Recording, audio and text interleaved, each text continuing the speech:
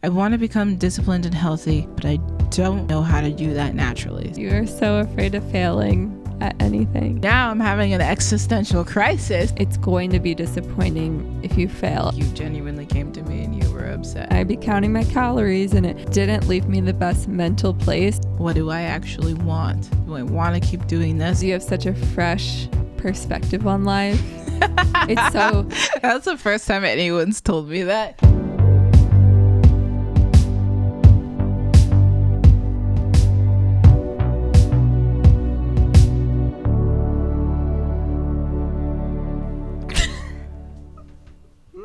What's up? What's up? What's crack-a-lackin'? And we're back with another episode of At Our Place with Megan and Sherell. I'm Sherell, babe. And I'm Megan. That was just rude. You just totally interrupted me. I was going to say welcome to episode 11. Yeah. Last episode is the big 1-0. I thought you were about to key up to say something negative about the last one. No, it was awesome. Yeah, I enjoyed it. If you didn't listen to the last episode, you should. That's it. Also, shout out to our friends which are you guys, for reviewing and following. We appreciate it. I enjoy watching this community grow. It was really fun to see your alumni friends and see how many people listen to this podcast. Oh my gosh, yeah. That's a good point, because I wanted to talk about it this episode because last episode I talked about how stressed I was about it, so that I wanted to tell everybody how the Cal Poly alumni marching band weekend tell us. went. So recap if you didn't listen to last episode. I played cymbals on the Cal Poly drum line and it was super fun. And adorable. I met a lot of lifelong friends. So that's great. I feel like that's kind of what band is for. So yeah, that's my little heartfelt moment. You guys got wild. That's what I say. You guys got wild at the alumni game. I've gotten wilder before, but yes. So basically, to recap, I had a great time. Well, there you have it, folks. Hear it here. I can never say hear it here first, folks. Hear it first. You hear it first. No, but it was cool because I feel like we met up with a lot of people, and when you guys are having the reunions, you all see what each other are up to, and it was fun to see people keeping up with you through the podcast and through so we music and stuff. We shout out to a couple of my friends in marching band that I'm not gonna say her name because I didn't ask permission, but they came up to me and Sherell during the weekend and they were like, oh my gosh, I saw your podcast on YouTube and all your YouTube videos and stuff like that. And they were like talking about moments in the videos, and it was just like so special to see that everybody's keeping up with us. Yeah, that more than just Rachel listens, so that's nice. Yeah, more than just my little sister listens to our podcast. So thank you guys so much for listening, and shout out to those friends who listen. And overall, the weekend was really nice. Like I predicted, I was nervous going up to it, and then once I was there, it was really, really nice to see my lifelong friends and catch up with people. And I like bringing Sherell because then I get to introduce her to everyone, and everybody kind of knows you. And it's like the third or fourth year of me going in a row. And I find it funny because the first time I was there, I bought a Cal Poly hoodie. I was the first time there, I was I have to have some sort of merch because Megan's the least spirit-filled school spirit person I've ever met. I'm getting there, which is funny because I graduated 4 years ago or something. I'm kind of getting there mentally to be able to rep my school. Yeah. Wild. Oh, adulthood. So the first time I went to the Cal Poly alumni thing, I put on my hoodie and I liked to watch everybody just kind of look at me because I snuck into all your gathering things. They were like, who are you? And then they were one guy was like, do you even go here? I don't remember that. It was awesome. And now I feel like I kind of getting to know your friends, which is really fun.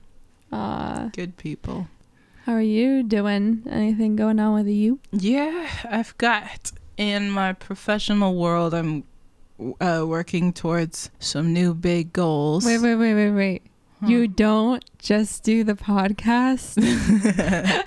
No. What? This is our day job, Sherell. No, I wish. Maybe one day, but not right now. Can you imagine? I mean, yes, but also I really enjoy the other things that we do. So I wouldn't exclusively want to just choose one thing. I want all of them. I want it all. I wanted to know that you want. Okay, and that's the hint for the episode that is coming for you guys. Not this episode, but in the very near future, that is your hint. Oh my gosh, what we are going to hand you guys. We had the best idea for a really fun podcast episode in the future. We're not telling you. And we're not telling you. You just have to take that little thing Megan just did as your hint. Yeah, I'm not even going to do it again. They're going to rewind right now. 15 seconds back. 15 seconds back.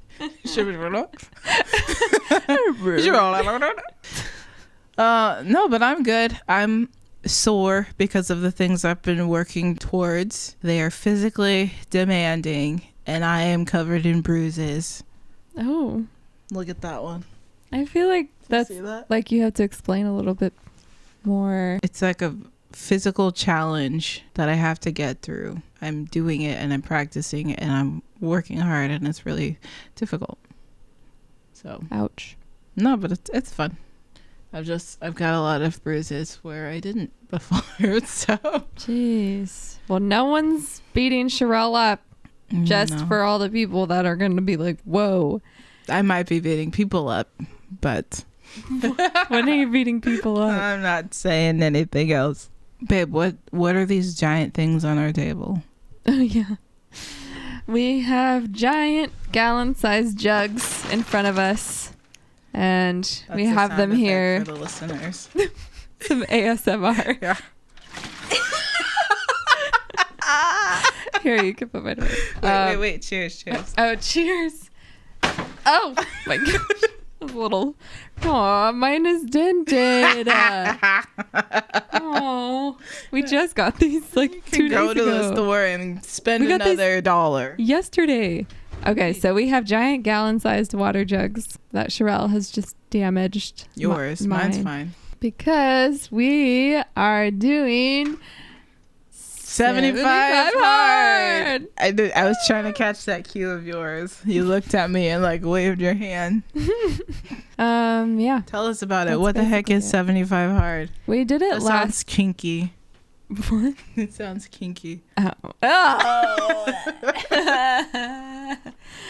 Yeah, don't. Well, actually, you can search this on the internet because that's where it is. Because it is known as a fitness program. Actually, it's not a program. Okay, well, you asked me to describe it. It's a mental toughness challenge. So, mental toughness challenge. We decided to start it, and we started it yesterday. It runs for 75 days, hence 75 hard. Yeah, and it's hard. Hard because it's not easy. It's not called 75 soft. Ew.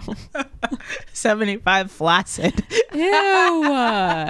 What is this? 75 limp. Oh, that's I'll be done. That doesn't feel good. Of course it wouldn't. Oh, no. These are dirty. I don't know why I'm on this train. Sorry, guys. Why are you on the innuendo train?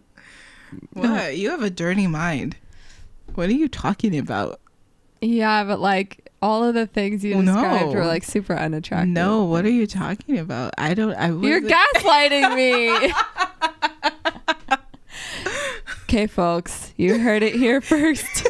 Sherell's a gaslighter. Once a gaslighter, always a gaslighter. What if in conversations with people, like when your partner's gaslighting you, you're just like, ooh, somebody's a little gassy. Yeah. You're like, they were just like, what? What? I don't know. We're pretty tired, but it's fine. So 75 hard. And I can't say that now without thinking about you and your little sexual jokes. Just roll on by. Just keep going. I don't understand. Oh my goodness. What is 75 hard? Come on, Megan. This is the least concise explanation. You guys are gonna wait all episode to hear what 1 this hour is. and 1 minute in will tell you. You might already even know what this is, so I'm not worried about it. Look it up online. So this rude. is not an informational podcast. Just tell them. This is an Entertainment Weekly type of podcast. So you are like a schoolboy.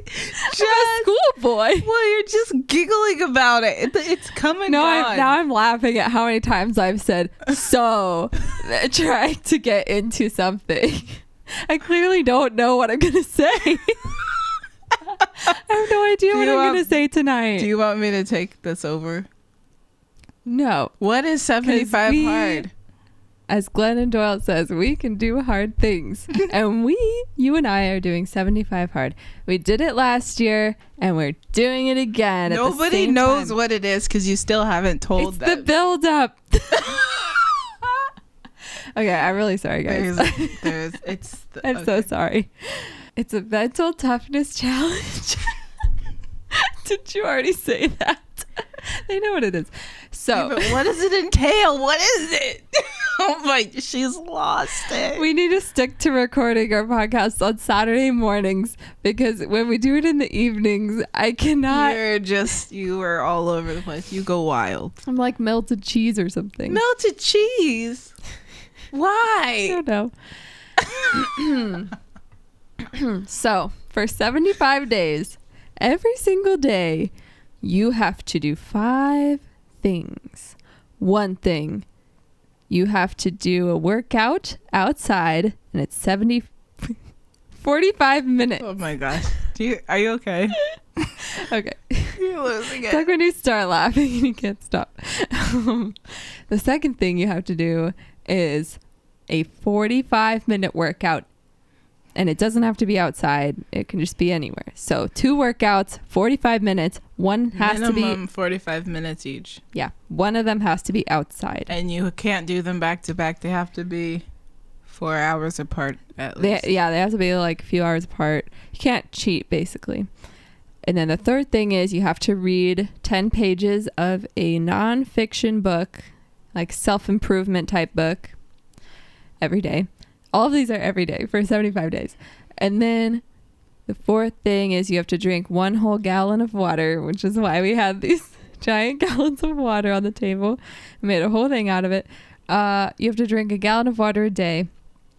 And the last thing, you have to drink no alcohol, period. And then you have to stick to a diet, which basically means on the base level, no junk food, no sweets, stuff like that. And then no cheat days. No cheat days. Aside from that, you can pick whatever your diet, what you want it to be. Yeah. But I feel like I'm like mansplaining for people that already know what it is. You forgot the progress What? picture. Oh.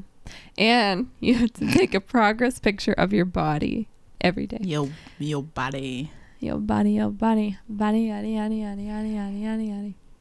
Yeah. Nice. I feel like I'm over explaining for people that you might already know what the heck this is. So if you already know it, cool. If you don't, you're probably like, what the heck? That sounds terrible. That sounds hard. It sounds really, hard. I mean, it is. How are you doing with this so far? It's our second day. I think the better question would be, or at least the question I'm interested in more than how am I doing is why are we doing it? Oh, that's a good question. Okay, wait. So we did 75 hard and we accomplished it pretty much exactly a year ago almost. Yes. Also, there's a key point. If you miss any of those things, whether you're on day 1 or day 74, you fail and you have to start again from day 1. And there's an app too, by the way. Your why question. Yeah, why? My voice is Why? Why you always... Can you tell me why you did 75 hard? You wanted to do it last year. Okay, so the premise before you answer that question. Okay. Last year, Sherell came in the house with a giant jug of water. And she looked at me, and I was just sitting on my butt doing something. I don't know what, on my phone or something. And she said, "I'm going to change my life today." And I said, Starting tomorrow. Yeah, tomorrow. I'm going to change my life tomorrow. And I said, "Okay, what are you doing?" And she had told me about this whole program she found about, this challenge that she found online through people and stuff like that. And I was like, wow, that sounds intense. That sounds really challenging. I'm in. I didn't ask you to do it with me, though. I know. It's kind of like you said, "Oh, I'm doing this thing." And I said, "I'm in. You don't even got to ask me." I didn't ask. Yeah, I found out about it through my real estate group. I'm in a mentorship program for real estate. And so I know and I'm friends with a lot of investors and entrepreneurs. And a lot of them are like really high producing, super successful people. There's like 7,000 of them. So many of them have been talking about 75 hard, 75 hard. It's like, well, how do you get the discipline to do this? Oh, I did 75 hard. Well, how do you stay 75 hard? So I was just seeing way too many multimillionaires referencing 75 hard. So I was like, what is this correlation? I have to do that, because I like to study people that are more successful than me and then ask them their secrets and emulate it. So how are you feeling when you decided to do it last year? Did you know what you were in for? Like, I knew what I was in for because I had heard so much about it and looked into it myself, and I was afraid that it would be more like toxic masculinity style, just suck it up and get it done, blah, blah, blah, kind of thing. Because it is really, really demanding. It's not just physically demanding with 2 workouts a day and all that stuff. It's mentally demanding. Constantly keeping track of these tasks, making sure that at the end of the day you've got them all done every single day for 75 hard. And we chose to do it during the holiday season last year, which was really, really, really hard, because for the first year I was very limited and disciplined in what I chose to consume and do during the holidays. Yeah, it was basically like no alcohol during the holidays, No cheat meals. Yeah, no pumpkin pie, no ma'am. Yeah, which is sad because nobody makes pumpkin pie in the summer. So I didn't get any. Oh my gosh. Oh, by the way, I realized we forgot to say, so the program was created by this guy named Andy Frisella. Yeah. And if he has a podcast, if you listen to it at all, it's very hardcore. It seems kind of like a manly man type of thing. It depends on what your vibe is. Some people really enjoy it and other people would be really put off by it. Yeah. And it seems a little bit, so some of it, like he talks about politics sometimes, and I don't really agree with some of his politics for sure. Yeah. But the takeaways of the program are really helpful. This is a side note, but I just wanted to speak on it for a second because it's interesting to me. It's interesting to me that we listen to so many people that we disagree with politically or morally. Yeah. Because a couple of episodes ago, we were talking about Financial Peace University and Dave Ramsey. Yeah. And we're like, well, we don't agree with him, like beliefs wise, but we use some of his stuff for our finances. We find these people with traditional values or homophobic, or I guess maybe it's just reconciling that some people that are not emotionally like safe people for us also have something that would deeply like help something in our lives. Yeah. I move through the world believing that everybody I come across that day has something that I don't have, knows something that I don't, and therefore can teach me something. I definitely have moments of like not looking at them as a teacher, but I do believe that everybody can teach us. It doesn't matter what they believe or what their background is or what their faith is or whatever. I think everybody has some good that they provide to the world. So I like to just find it, and if it works for us, use it. I don't know. The people that we found that are problematic, they live in integrity. Like they believe certain things. They're consistent. And they're consistent. They're not trying to hide things, so. Yeah, they put their beliefs out there. They put their viewpoint out there, and everything in their life lines up with what they believe, which is what they're living in integrity. Might not be like, if I were to do their exact life, it wouldn't be my living in integrity, but they've taught us stuff. So okay. How was your experience when we did 75 hard last year? So, I mean, health-wise, my skin looked better. I felt more energized. I used to wake up in pain all the time. I haven't done that in a year. Because of why? Just because my joints, my body would be inflamed all the time, and my joints would be hurting and my muscles would hurt, because I had gotten into a habit of not eating healthy and not exercising regularly and not taking care of my mind. And then I changed that last year.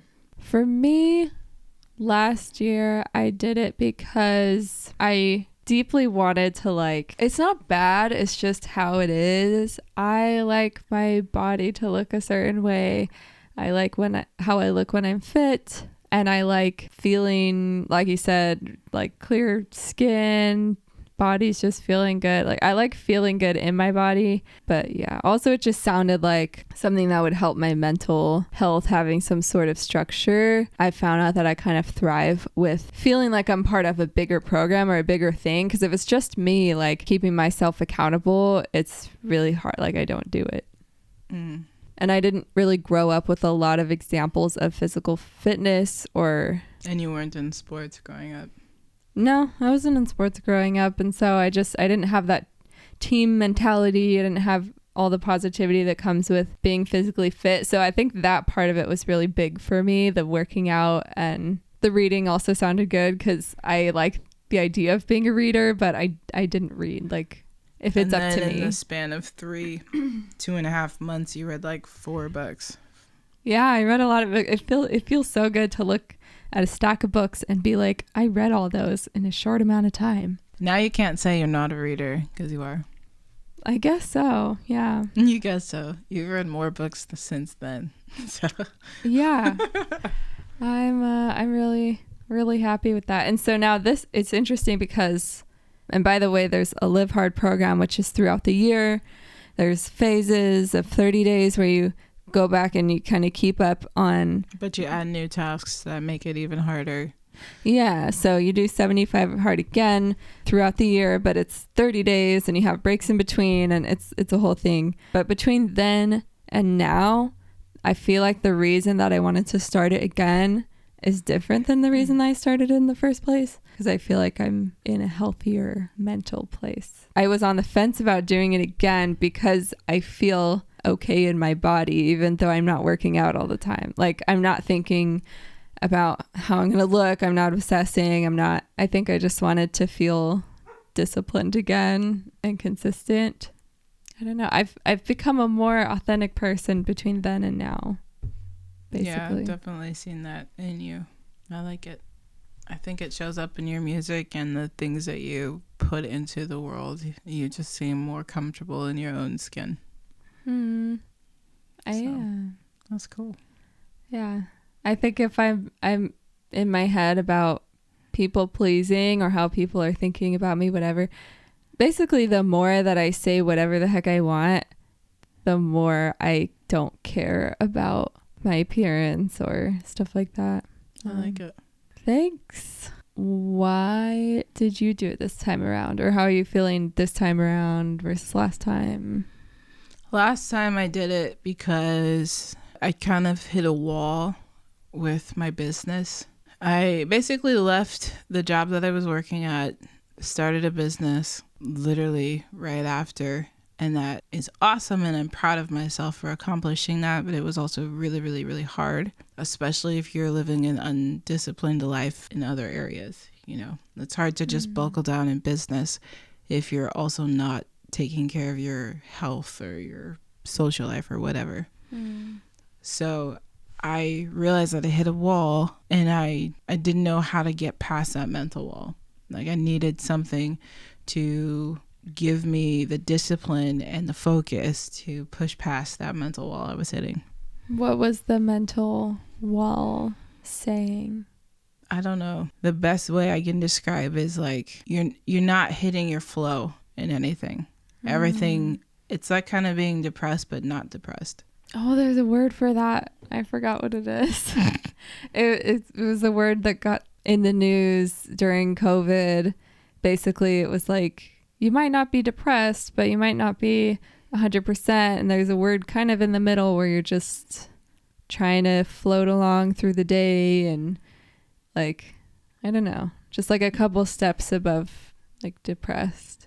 Yeah, maybe it's that. I don't know. All I know is that nothing about my business was bringing me joy. Nothing was clicking. I could never get my flow. It's kind of like when Simone Biles described getting the twisties. Or like it's like when you're in the air and you can't find your landing plane. Like you're flying through the air and it's a dangerous move and you are all turned up around in your head and you don't know where the floor is. Because a gymnast has to be able to like consistently know how close they are to the floor and exactly where they need to stick the landing. Mm-hmm.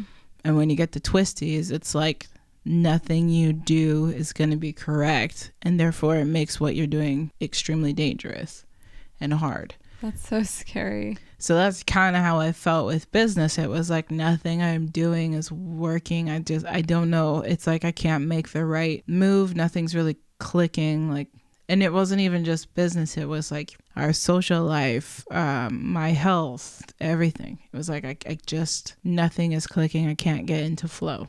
So I looked around me at my mentorship and at the most successful people I knew, and they all kept mentioning 75 hard. So my why was, I need to level up to be able to enter into the phase of life that I want to and be able to accomplish the things that I want to.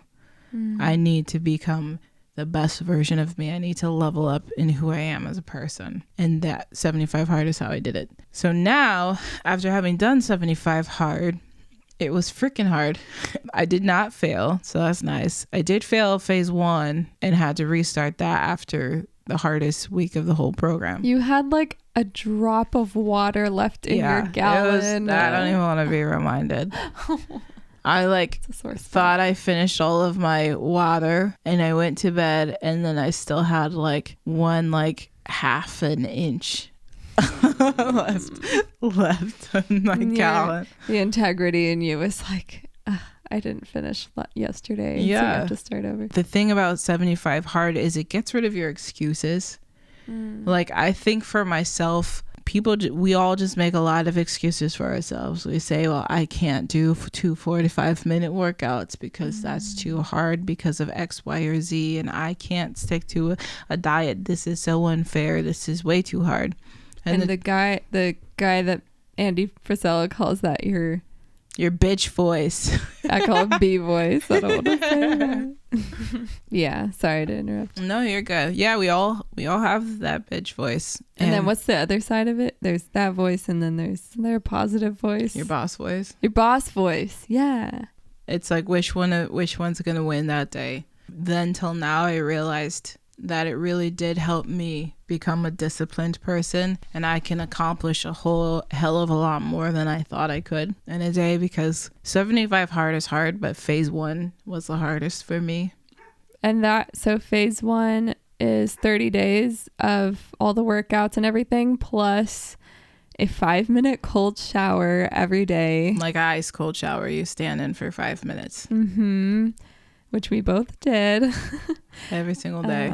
And then some extra critical tasks, which is like what you need to do to move your life forward every day. And then you do 10 minutes of visualization. And so it just adds on extra tasks. So then your day gets busy because you have all of your normal life things, and then you're doing this whole challenge. Quite honestly, I don't think I'd be able to do all of the things that we do in 1 week if we didn't do 75 hard last year. At least for me, it expanded my mindset of what I thought I was capable of. I think before I did it, I thought that, I always just start things that I want to do, but then there's a falling out point where I stop doing it and then I feel bad. And then a month later I started again. Like I felt like my life was very up and down of what I was able to do. I felt like I couldn't be consistent or disciplined in anything, and it was discouraging. But now I kind of feel like we can do anything. It also taught me like how to be innovative. And here's the thing.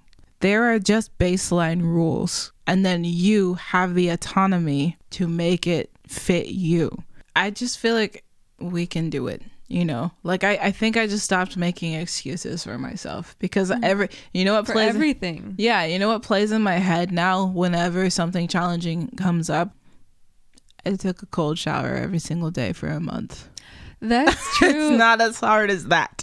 Yeah. And we're not doing that for 75 hard, but we did do that For live hard. for live hard. Yeah, Yes. it's like, well, I did this, so I can do that. Like, well, that sucks, but it doesn't suck as much as that. I said that I've been using that as like a reference for random things. Like you're like, oh man, I have to do this thing and it kind of sucks and I'm not looking forward to it. And I'm just like, cold shower.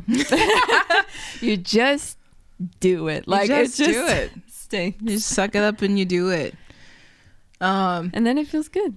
And there is something I was thinking about this the other day. Like there's something to be said about being kind to yourself and gentle with yourself. The type of life that I want to live and the type of person that I want to be means that I function better when I am disciplined. You know? Me too. Yeah. I think if it's just me without any sort of program or things like that, I tend to listen to my B voice. I tend to just, But now you recognize it. Now you're like, yes, I'm choosing to listen to my bitch voice today. So yeah. And I for some reason, the thing for me was I got way less in my head about my actual like body. I think we did an episode about like when we just feel so caught up in people having opinions about how we look and, meeting certain standards. And throughout this program, throughout the last year, I'm like a different person today and every time I work at, like, I'm not self-conscious in the gym anymore. And I used to be so like, you walk into the gym. I used to not go to the gym. Yeah. It's so intimidating for some reason. Like you have all the world's opinions about how you're supposed to look, and then you're walking in and people are working out. You almost have an anxiety attack just going to the treadmill. Yeah, I think one of the first times I went to the gym here, and I've worked out before this too, but I just like one of the machines wasn't working and I was so embarrassed because I couldn't figure out how to use the machine and I didn't want to ask for help, and so I just left, and I was one of the down days. But now it just feels just so normal.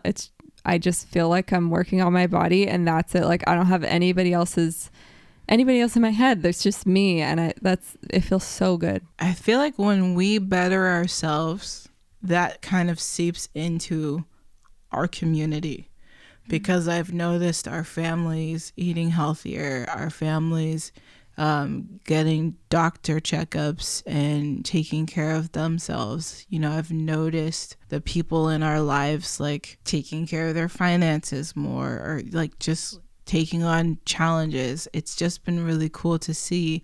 Not that we're the source of everything, but I've just noticed like there's an energy that we all put out into the world, and when we put it out, it impacts the people that are close to us. It's like an energy of like, we can do this. Yeah, we can do difficult things. We can take care of ourselves, and that's important. And you caught it from somebody else and people catch it from us, and it's like it's a beautiful growing of life and goodness. I felt like I was never good enough or capable enough or cool enough to be on the same level as the sports kids. I was just a band kid, and so I feel like it goes so deep in the identity, and I'm finally like fine now. It's cool to see you becoming. Like, I love who you are. I'm in love with who you are. Thanks. And every single day and every single month, I'm like, there's a new woman in my bed. Like, there's a different Megan. And I love her. I love watching who you are. I will always love you whether you're doing a program or not doing a program, or how our bodies change. That's just normal. That's just life. I love your mind and how disciplined you've become. It's quite frankly really annoying because I feel like it comes easier to you than it does to me. I'm a very tactical person. You're the good person of like, I feel like we talked about this last time, what we love about each other. But you walk into the room with the big ideas, and you walked into the room with this challenge, big idea, and you just really got to the heart of it. And then I have the tactical side of, all right, here's the checklists. And yeah, but the thing is, like, once you decide something, that's that. Like, you do not change your mind. It's just it. I can be swayed. You could be swayed with a good argument against it. Yes. But you're not. If somebody's just like, well, I feel like you should stop doing that, or I feel like that's bad for you, you're never gonna listen. I need a good logical explanation for why I'm wrong. Otherwise, that train is not swaying from that track. Yeah. So that's been life lately. Like, I gotta be real. It's really just not that hard this time around. It's definitely not as hard as it felt last time. But I'm also afraid of saying that it's not that hard because I'm afraid that I'll say, this is easy, and then I'll overlook something, and then I'll fail, and I'll have to restart. Okay, well, you're not going to fail. We're going to do just fine. I'm just saying, every single day it takes diligence. That's what I'm trying to say. You are so afraid of failing at anything. What are you talking about? In life, that's one of your big things. Like, you're afraid of failing. I am afraid of failing. Am I? Is that true? Like you're going to get in trouble or something. This is something we chose to do. And if you fail, it's literally fine. But we're not going to fail. All I was trying to say was, when you think something's easy, you get sloppy. But now I'm having an existential crisis because I'm thinking, yes, I am afraid of failing. That is probably one of my biggest fears because I don't want to be embarrassed in front of people, because I don't want to be ashamed. And I know exactly where that came from. Came from evangelical Christianity. Thanks. Dun, dun, dun. Let's put the rug back over. No, I've dealt with it. I'm just kidding. I have dealt with it already. But yeah, that is one of my big fears, is like, I don't like to fail. I just like to call it out on you, because we talked about it before, and sometimes you like get into it and I'm like, this is because you're afraid, but it's gonna be okay. Yeah. And also it doesn't help because I have OCD that is specifically triggered with that thought of, I am bad. So then I get into this loop. If I fail, I am bad. But I have coping skills, so I love you. I'm proud of you. Thank you. You've got a lot of things to push past in order to do this and to take care of yourself. Well, I'm not. I think I'm going to be just fine. There's the Sherell. That's the Sherell that I love. I love the other version of me. Stuck my foot in my mouth. No, I just mean, like, sometimes it's like, that's Sherell. Like, you're confident. You're like, I can do this. That is everyone's favorite version of me. It's not favorite. It's like, I can tell that you're at peace a little bit. Can I speak on that for a minute? Sure. So I'm doing something in my life right now that requires a lot of like physical challenges to overcome. One of those things is a literal physical like a 6-foot wall I have to get over, like an actual wall, not a metaphor, not a metaphorical wall. And I realized this week of like learning to get over it, trying to get over it, getting bruises, something that wasn't motivating to me was everybody all the people that knew I was doing it, just saying like, yeah, you're gonna do it, you're gonna be just fine, you've got this. Like, that actually made me feel so unseen, because I felt like nobody was actually seeing that this was a struggle for me, and saying, you got this, you're gonna be fine. It just felt like flippant, like, no, this is actually hard. You know what that says? Because I used to do that too. This is something I've learned, like being with you. I used to be like, oh no, it's going to be fine. You're going to be great. Like the positive side of things. And I learned from you, because you teach me how to love you all the time. I learned that that's really saying like, it's going to be disappointing if you fail. It's not an option for you to fail. Like, yeah, there's no life on the side of you failing.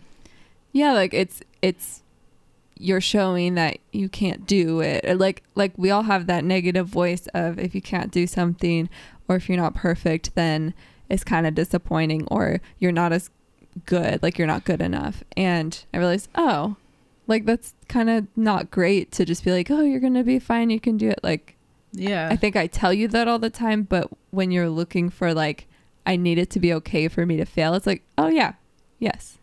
Yeah, I think that was a huge moment for me. It was when you like held my arms and you looked at me and you said, and what if you do fail? What happens? And then it allowed me to go through the scenario of like, what if I can't do this? And then it allowed me to realize that life is still happening on the side of failing. Life is still moving forward. Even if I can't get over a 6-foot wall, even if I lose a day on 75 hard and have to restart, life is still happening in the failure. Life is still happening in the lack of discipline. There's still life on the side of us not achieving the thing that we really want to achieve. Yeah, like if something doesn't work out, because I think sometimes, I don't remember where I learned this like processing skill, but like if you're really, really afraid of something not going well, or you not doing something that you wanted to be able to do. I think you learned it from a therapist, probably. I learned it from one of our therapists. I feel like if you learned it from my therapist. Maybe. Well, because sometimes you really get stuck in the like the failing or the being bad. And so then you might have told me like, I think you talked to her about my OCD circles, and then she told you like, well, then like, this is what we've been doing in our sessions. Like, what happens on what happens right after that? Yeah. And then what happens after that? Okay, so you fail. And then what happens after that? Well, I'll just have to look for another opportunity. Okay, what happens when you fail that? Oh, well, then I can do this, or maybe we'll do that. And it's like your world opens back up again, because there's life, Yeah, there's life even in the failures. And there's, what I've learned is like, you can pivot. Especially in business. I've watched so many people and experienced it myself. Like, you pivot at rock bottom, you get clarity, and you're like, well, what do I actually want? Do I want to keep doing this, or do I want to pivot? Yes. And both are good, and both are equally good, and both are okay. It's kind of like facing the monster that's in your head of like, what if my worst fear about whatever thing is true? Then what? Yeah. Like, what happens after? Yeah. What's a time that you've failed, or it didn't work out the way that you wanted it to? Well, this is very related. I wanted to finish Live Hard, and I didn't. So basically, to finish it, to be successful at it, you have to finish 3 phases, and you have to start the last one on a certain day. Basically, so it's a full year. And I kind of just was in that funk, and I didn't start the 3rd phase, and I was like, that's going to be too hard, and I just don't want to do it. And the back and forth that you go in your head, you have your two voices that you're listening to bouncing back and forth. And I didn't finish the whole Live Hard thing, which is, it's disappointing because I'd like to say that I did it. But at the same time, instead, I just decided to start from square one, from 75 hard, and do what I knew that I wanted to do to make myself feel good. So I wasn't really stuck in that moment of like, what if I fail, So I'm trying to think of a time. You did deliberate about it though. Like for 2 days you were like, what if, what, Yeah. You went back and forth for 2 days and then you felt sad about it. Like you genuinely came to me and you were upset. I was drugged up at the time, but I do remember you talking to me about how sad you were. My neck. I also failed to Live Hard because I had a neck injury and I was like, I can't walk to the bathroom. So I can't. I can't. Yeah, I can't. So I guess that would be a time. I feel like growing up, the fear of like failing was mostly with school, like afraid of not turning in something on time or afraid of not finishing something, not being a good student, and not getting the score that I wanted on a test, stuff like that. And so I don't really think that I had the skill to like be okay with not doing amazing at something. I think I just moved through life. I find that so interesting because you come from a family of high producers. Like you all are high accomplishing people. You're all from your family's from the Silicon Valley.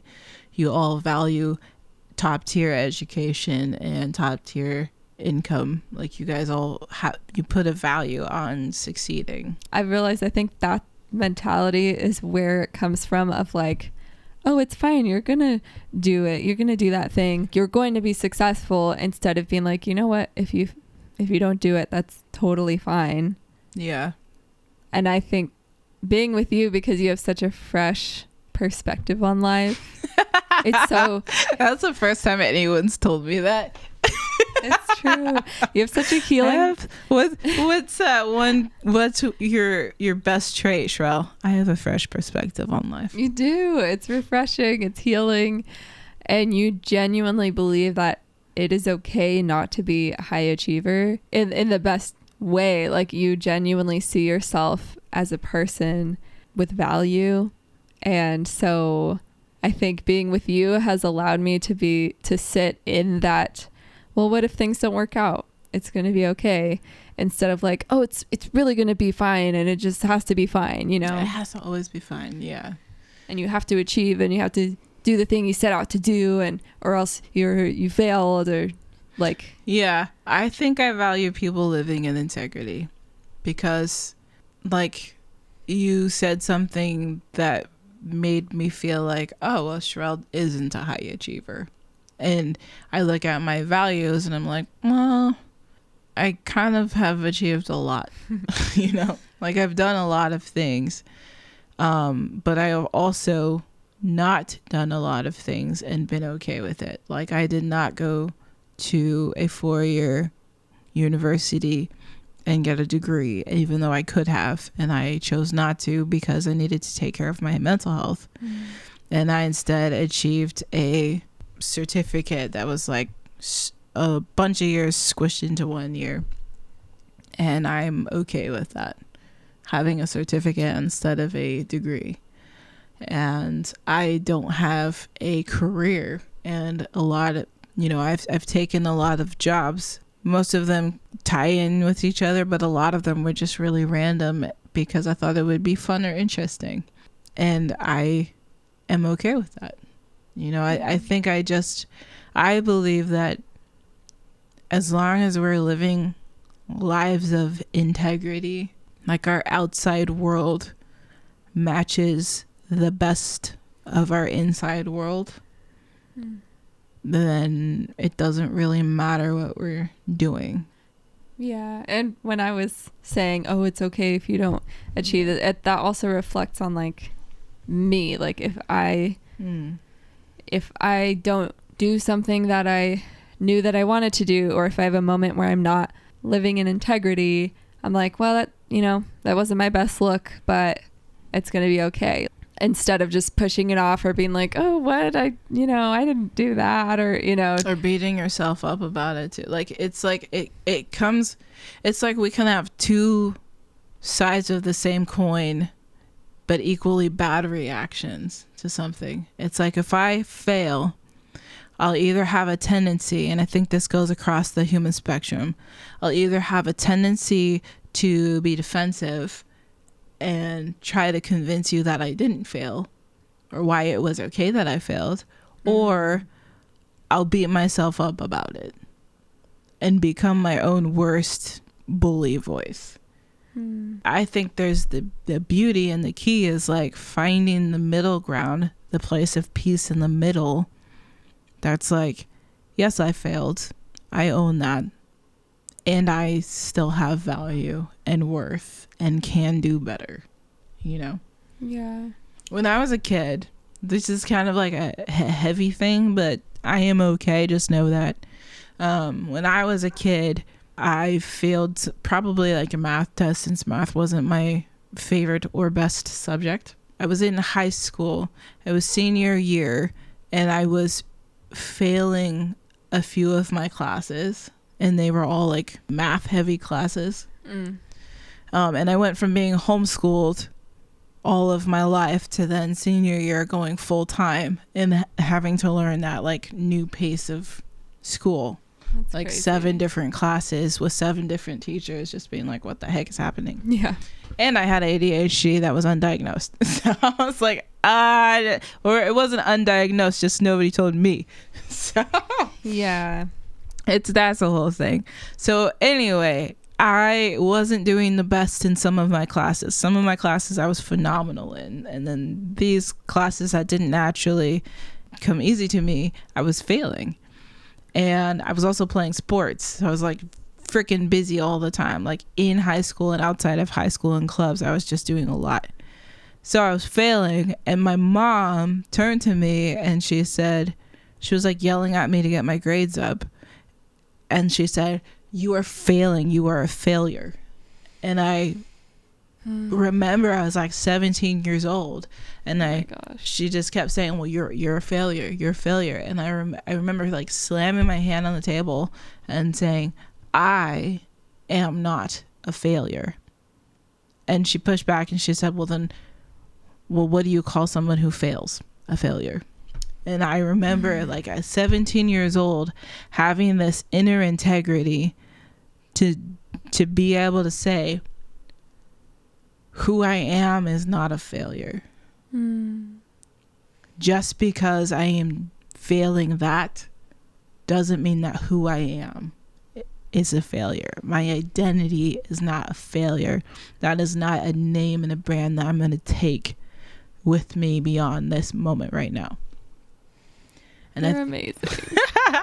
Oh my gosh, if that happened to me, I would have like crumpled, crumpled into a little ball. I think that would have been a healthy reaction for a child to have.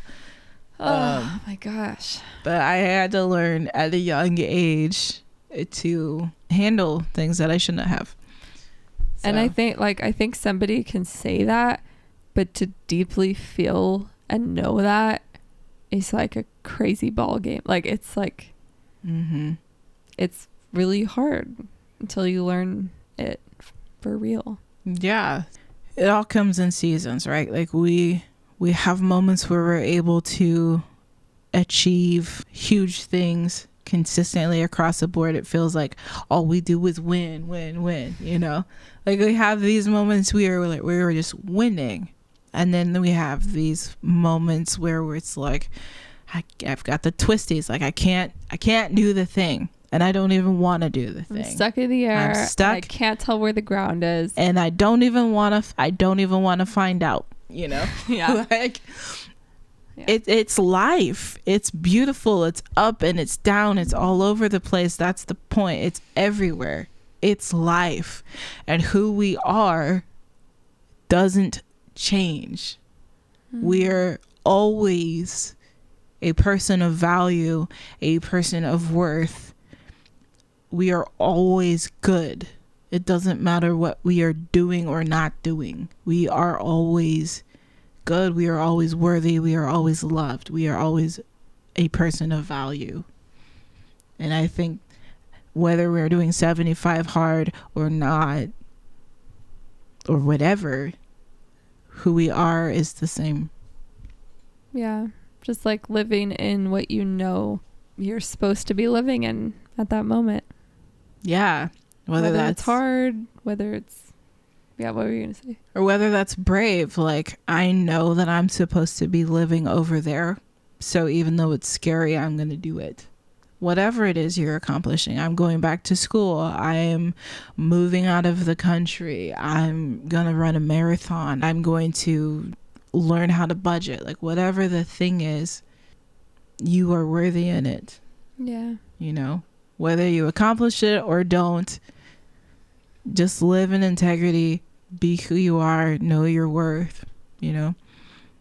And it is helpful to learn discipline along the way. So if you want to do 75 hard, go for it. Sometimes you need like something to keep you accountable to doing the literal healthy things for yourself. Yeah. Even just because it can feel super overwhelming trying to figure it out on your own. Like, for me, it's like, well, I want to change my life, but I want to become disciplined and healthy, but I don't know enough on my own just to know how to do that naturally. So having a program is helpful for a lot of people.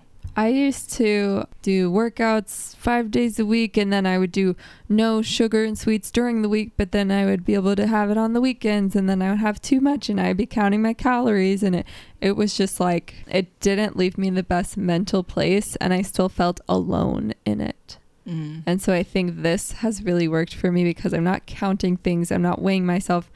I am taking a picture of my body, but that's, I don't know, it's kind of cool to see the progress. Taking a picture of yourself every day. Yeah, it's just looking at the truth of who I am and the body that I'm in, and like this just feels like I'm in the moment. And yeah, and I will say on that, like, because my weight fluctuates, I think everyone's does, but like my weight fluctuates for a lot of different reasons. And when I'm in like a bad mental health season, I avoid looking at mirrors, and I avoid looking at pictures of myself, and I avoid allowing people to take pictures of me.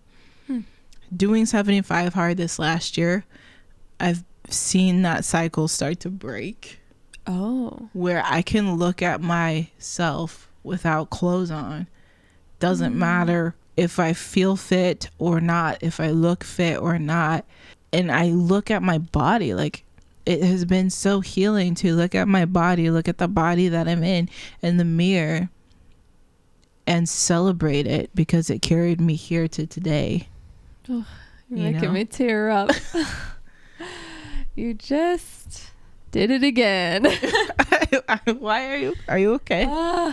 You just, like, I've had that experience too of like just finally like a breath of fresh air, being able to look into the mirror, and instead of self objectifying, being like, oh, what would other people see, stuff like that, like you just look and you just say, this is me right here, like it's just me and me, like yeah, it's you, that's you, your body is you. Yeah, it's just seeing like the beautiful truth that is like the here and now moment. Oh, so good. That's some good stuff, baby. Yeah. I love you. I love you too. So we'll keep you guys updated. Yeah. With how it all goes. I'm sure it'll go just fine. We're going to be tired, and we're going to feel sore, and we're going to feel good. We're going to have to pee 12 times a day. And we're going to be annoyed because we can't have wine at the end of the night. And it's going to be over Thanksgiving, and I'm upset about that. It's going to be good, though. If you could, what would you make yourself? Pumpkin pie as soon as we were done. Oh, I think we're done on like December 15th or 16th, something like that. So we'll be done before Jesus' birthday. We'll party hard. Toast to you, Jesus. I'll celebrate by drinking this entire bottle of Zinfandel. Turn water into wine. You don't even got to. I already did. Oh, snap. Oh, that's funny. I guess I should summarize what we're up to. Yeah, what are we up to gig wise? I feel like it's gonna be pretty busy. By the way, leave us some feedback. Leave us some reviews. If you're our friend and you tell us you're listening to our podcast and you don't go into Spotify and you don't leave us a little 5-star review, we're gonna don't give us anything less than 5 stars, especially if we know you. They're like, they have room to grow. Unless it's a joke, then I'll take it because that'll be funny. I'll take a joke. But at least write something about it too. Like, this episode was trash. Worst podcast ever. Worst podcast ever. Oh my gosh. Okay. So yeah, thank you for listening and for leaving us feedback. Blah blah blah. Let's get. Do you remember what's that show? Is that supposed to be Charlie Brown? Yeah, where they're just like you're doing it so weird. That's what they do. It's like I feel like I can't do that wrong. It's just a preference. We should go listen to it. Also, how old are you? Did you ever watch Charlie Brown? Yeah, of course. Okay. Of course. So we have some gigs coming up. We're going to play music together. You're welcome to come party with us. We'd love to see you. Yeah, with our band, Speaking of Roses. Speaking of Roses, we will be... Speaking of roses, we have gigs. Speaking of roses. Roses speaking. No. Speaking of roses. Just go. Do it. Just go. Please move on beyond the moment of awkward. Okay. So October 14th, we are playing at the Kick-Ass Mule Fest. Woo. And we can't have any. It's in... Oh! No! Oh, no. Dang it. It's in San Luis Obispo. They'll be serving whiskey mule, vodka mule, gin mule, all the mules that your heart can desire. So, yeah, come out October 14th. Come one, come all. October 14th. Hear ye. Come to the Kick-Ass Mule Fest in San Luis Obispo. Yes. So October 14th. Farting. Oh my gosh. No. You said October farting. October 14th. Gross. We're playing at the Kick-Ass Mule Fest. So come out and hang out with us. It's 2 to 5. We're playing sometime between there. And you can get all drunk on alcohol while we are sober because we're doing 75 hard. Sounds great. We're also playing... Sherell's playing October 15th solo at Moonstone Cellars. Yeah, bye, she's babe. Breaking up with me after we're done. I was like, that's enough. Our plan is after the gig on the 14th, we're going to get mad at each other for some reason. We're going to have a little break, and then Sherell's going to go and play at Moonstone Cellars with Cassie Nichols. Before Cassie Nichols, who's a very attractive, amazing musician. And then we're going to get back together. The plan is that I'm leaving you for Cassie for a day. Yeah. Oh, and then I'm going to show up to the gig and I'm going to be like watching you, like trying to get you back. Oh, so we're supposed to act out this whole thing. Is this like it's like role player. Like a role play? Is that what we're doing? Yeah, and then after the gig, I don't know if we should bring our friends into our role play. No. I don't know if we're that wild of a couple. No, we're not. So you're gonna play a gig, and then on October 27th we'll be back together. We are never always getting back together. That was your best jingle. I didn't do it. Taylor Swift wrote it. Well, she didn't write it like that. Okay, no, stay on track. Okay, October 27th, we're playing at Sensorio in Paso Robles. That one's always super fun. One. Yeah. What a fun place to be. So come see us. Come see me. Whoa, why'd you try to be all sultry? I don't know. It's like, come out and see us. No, we're done with that role playing. You don't need to be sultry for anyone but me. Oh my God. You could chill. Hey, babe, come out and see me play. I will. I'll be there. I'll be there. You'll be playing with me. Bet I'll be there. Bet. Oh, that's it. Well, you made it. We love you guys. Well done. We made it. And we're on day 2 of 75 hard. Oh my gosh. Okay, well, we'll see you guys next week and have a good week. Oh, what I was going to say. Wait, let us know if you're going to do 75 hard with us. That'd be so fun. No pressure, but pressure. Yeah, and tell us on our you can communicate with us on our YouTube Spotify. or well, like, where can they chat with us? We can respond to you on like DM us on YouTube. Speaking of Roses. Oh, well, yeah, you can privately let us know. Or if you want to like tell the whole world whatever you're feeling about us, good or bad. That's so intense. You can go leave a comment on the YouTube video or answer Q&A thing on Spotify. Yeah, but just let us know if you're doing it, because that'd be fun to do it with friends. If you're not doing it, you Tell can us. still tell us and be like, Yo, I'm not doing it. I'm working on loving myself and I'm not doing it, and that's okay. And we'll be like, yes. Tell us. But you can't steal bet from me. It's just, it hits different when you say it. Bet. All right, you guys, we're gonna cook some dinner and work out twerk style. I'm not twerking. I'm doing it. I'm going to the gym. All right, bye guys, love you. Thanks for coming over. Get out now. See you next week. Bye.